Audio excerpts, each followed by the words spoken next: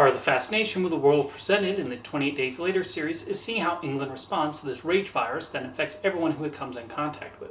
There's a boldness to the way these films dig into aspects of humanity, and 28 years later, the Bone Temple continues down that path. After teasing them in the previous film, we get a big focus on a group of cultists modeled after infamous television show host Jimmy Savile. They seem to take over the movie when there's a far more interesting storyline going on with Ray Fiennes' doctor and one of the raid zombies. As a result, while there's some inspired scenes, the sequel ends up being somewhat all over the place. The previous film provided a fascinating introduction to Dr. Ian Kelson, and he becomes the highlight of the Bone Temple. Fiennes shows his continuous determination in trying to figure out a return to humanity, and he shows both his intelligence as well as his more lighthearted side. He has some particularly great scenes opposite Samson, the strongest of the infected, with Chai Lewis Perry giving an impressive performance. He brings some interesting aspects to the character as we follow him in his own storyline.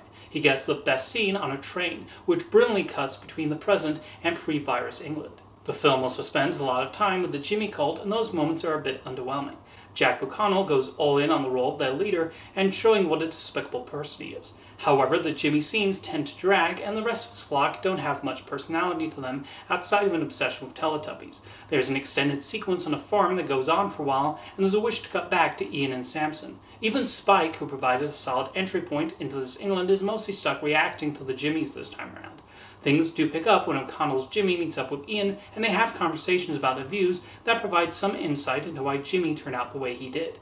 Fiennes especially gets a moment to shine during a pivotal scene involving his musical taste. It just takes such a while to get to this point. Aside from Samson, the infected are largely in the background in this one, so those expecting more confrontations with them will be disappointed.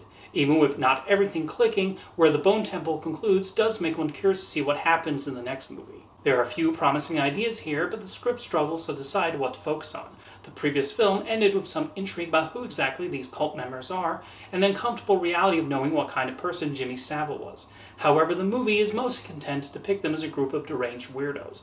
While Alex Garland is known for swinging for the fences with his writing, some of his ideas get a bit outlandish here, at the expense of more intriguing storylines going on when the Jimmies are off screen.